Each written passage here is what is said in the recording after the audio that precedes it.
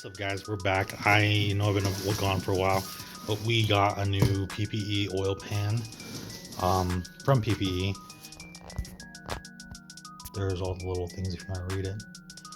But so I got mine just because my gasset's leaking, and got to get rid of that old terrible designed stock oil pan. So this will be nice.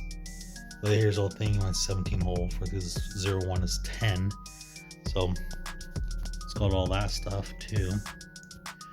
But I got her, and I already opened it because I was gonna make another video, but it didn't work out. So here is, I just got it in raw because I'm gonna get it powder coated. So here's a PPE. There's a little PPE drain plug. There's a little like temperature sensor. You can put anything there, right there, and then the actual oil sensor. Everything's pretty nice. So I'm gonna get it powder coated like the other colors I have, my light illusion blue. So it'll be pretty cool, but it looks way good. Doesn't come with any gaskets. You're gonna have to either you get a paper gasket or whatnot, or use the RTV, which I'm going to try to do, and we'll see if that works out. But instructions, let's pull those out and I'll show you.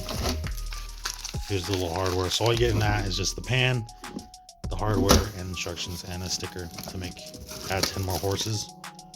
So let me pull out the instructions and show you how it looks, because I always like to do that to show everyone, because I always search for the instructions and on the internet and I couldn't find it. So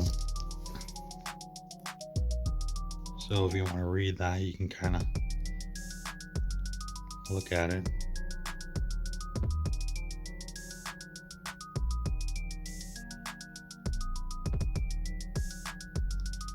So, but we gotta set up the silicone for an hour, so I'm hoping I have time and whatnot, but we'll see what happens.